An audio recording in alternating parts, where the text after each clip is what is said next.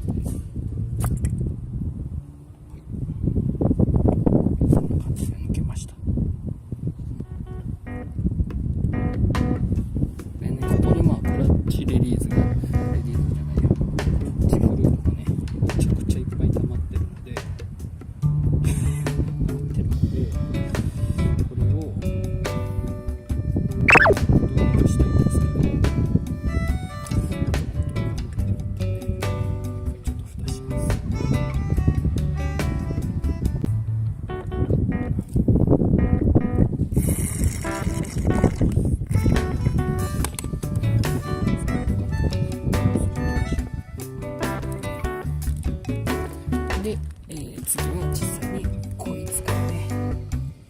わかりますかね。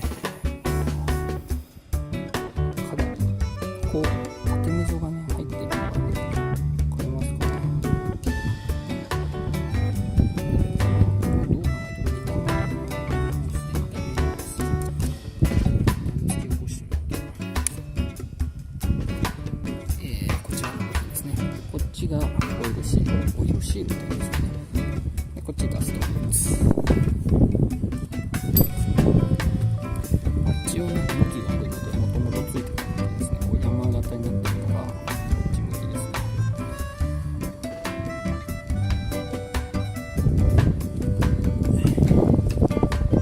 入れるときに亀裂入ったりしてもいいので、よく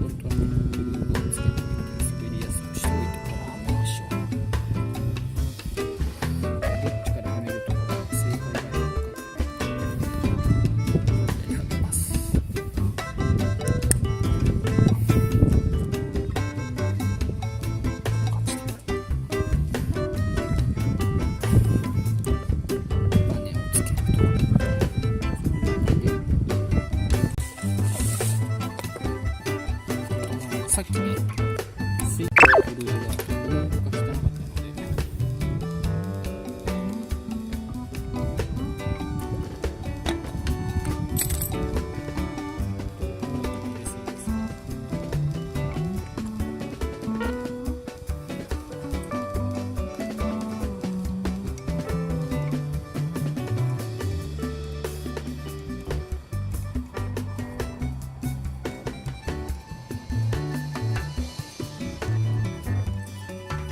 とりあえずね、ほぼ全開まで奥に押し込んどかないと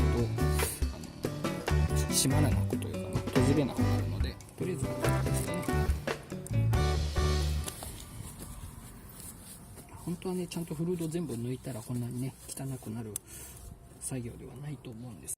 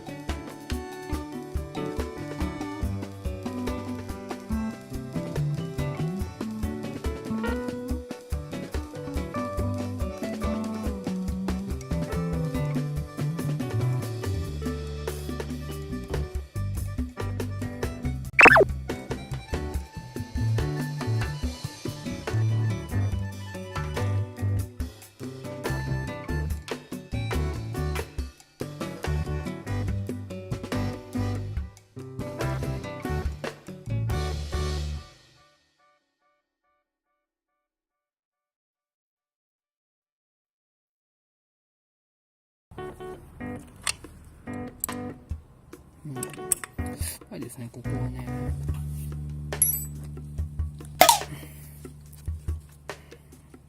シグネットのメガネレンチじゃないと入らないというかね、これを刺した状態でこれをかけれない。